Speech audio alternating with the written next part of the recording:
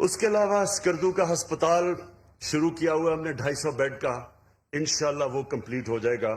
اس کے لیے میں آپ کو اس لیے کہ مجھے پتہ ہے کہ یہاں بڑا مشکل ہوتا ہے جب لوگوں کے پاس یہاں ہسپتال نہیں ہے یا لوگوں کو اسلام آباد جانا پڑتا ہے، تو انشاءاللہ اس ہسپتال کو ہم اپ گریڈ کرتے رہیں گے۔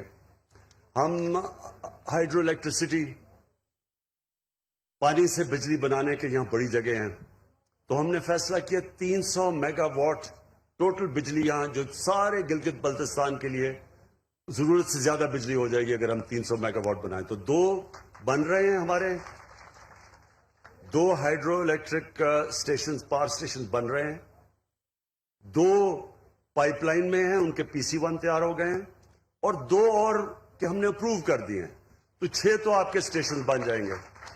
اس کے علاوہ جو ہم نے پختونخوا میں کیا تھا مائکرو ہائیڈل اسٹیشن، چھوٹے چھوٹے اسٹیشن، وہ انشاءاللہ ہماری پوری کوشش ہے کہ چھوٹے چھوٹے علاقوں میں چھوٹا چھوٹا ایک ایسا اسٹیشن جو کہ سارے گاؤں کو بجلی دے، اور اس کے لیے ہم نے فیصلہ کیا ایک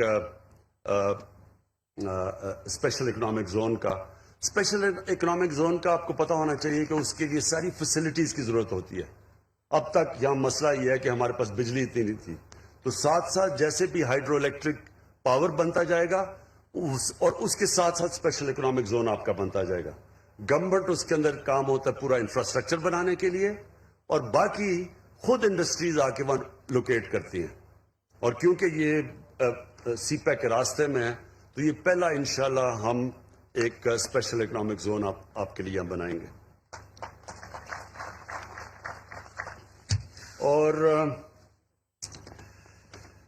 اور انشاءاللہ جو ہماری سب سے زیادہ کوشش یہ ہے کہ اس کو ایک ٹورزم کا ہب بنا دیں۔ اب میں آپ کو تحریک انصاف کی ویژن کی بات کرتا ہوں کہ میری ویژن کیا ہے۔ میری ویژن یہ ہے کہ ایک تو جب مدینہ کی ریاست کے اوپر چلتے ہوئے ان اصولوں پہ نچلے طبقے کے اوپر ہم پورا زور لگائیں، ان کو اوپر اٹھائیں، اللہ کی برکت آئے گی اس ملک پہ۔ حضرت علی رضی اللہ تعالیٰ کا قول ہے کہ کفر کا نظام چل جائے گا لیکن ظلم اور ناانصافی کا نظام نہیں چل سکتا۔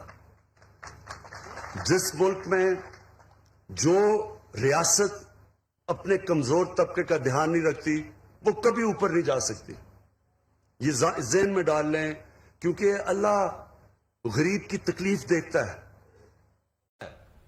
سارے میڈیکل ورکرز، ڈاکٹرز، نرسز ہمیں کہہ رہے ہیں کہ جی پریشر پڑتا جا رہا ہے ہسپتالوں میں، اور وہ جلسے کر رہے ہیں۔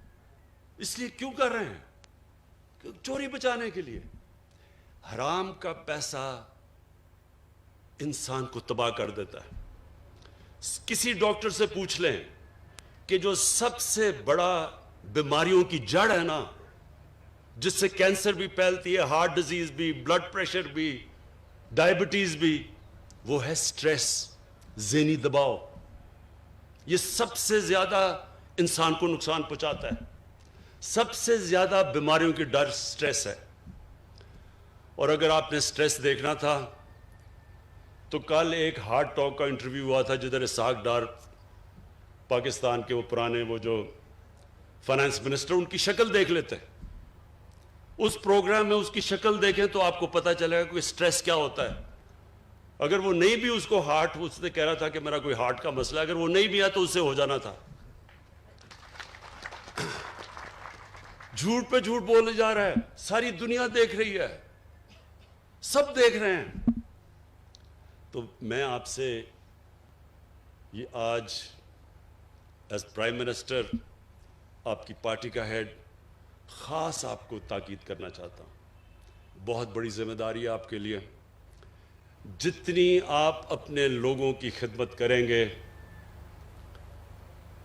آپ کو اللہ بھی آپ سے خوش ہوگا، اور جب اللہ خوش ہوتا ہے تو آپ کے دل میں سکون ہوتا ہے۔ زندگی آپ کی جتنی مرضی مشکل ہو، سوئیں گے آپ اچھی نیند، کوئی آپ کے اوپر دباؤ نہیں ہوگا، لوگوں کی دعائیں آئیں گی آپ کو۔ جب آپ ایک انسانیت کی مدد کرتے ہیں، یہ یاد رکھیں، اللہ آپ سے خوش ہوتا ہے۔ جب اللہ آپ سے خوش ہوتا ہے تو آپ کی روح خوش ہوتی ہے، اور روح کنیکٹڈ ہے اللہ کے ساتھ، اور وہ انسان کو سکون دیتی ہے۔ ہمارے نبی صلی اللہ علیہ وسلم، ان کی زندگی آسان نہیں تھی۔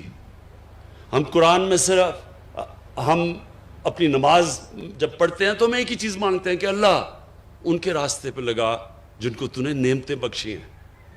تو اللہ کو تو حبیب ایک ہی تھا، قرآن میں تو ایک اللہ کا حبیب ہے نبی صلی اللہ علیہ وسلم۔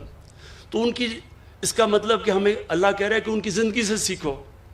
تو نماز میں تو ہم یہ کہہ رہے ہیں نا کہ اللہ ان کے راستے پہ لگا، تو ان کا راستہ آسان نہیں تھا، بڑا مشکل راستہ تھا، بڑی اونچ نیچ مشکل وقت گزارا انہوں نے، لیکن سکون تھا ان کو۔ کبھی جو ان کو دیکھتا تھا مشکل سے مشکل وقت میں ان کی شکل پہ کوئی سٹریس نہیں ہوتا تھا، کیونکہ ان کی روح خوش تھی، کیونکہ وہ اللہ کا کام کر رہے تھے۔ اور وہ ہے آپ کا کام۔ جب آپ اپنی عوام کی خدمت کریں گے، آپ اللہ کا کام کریں گے، آپ اللہ کا کام کریں گے، اللہ آپ کو وہ خوشی دے گا جو کبھی پیسہ وہ خوشی خرید نہیں سکتا۔ اور آپ انشاءاللہ اس گلگت بلتستان میں وہ چینج لے کے آئیں گے۔ ہم آپ کے ساتھ کھڑے ہیں، سینٹر آپ کی پوری مدد کرے گا، اور میں یہ چاہتا ہوں کہ جب آپ کا ٹائم پورا ہو تو گلگت بلتستان کے لوگوں کی زندگیاں بہتر ہو چکی ہوں۔ شکریہ۔ وزیر اعظم عمران خان گلگت بلتستان کے نو منتخب ارکان کی تقریب حلف برداری سے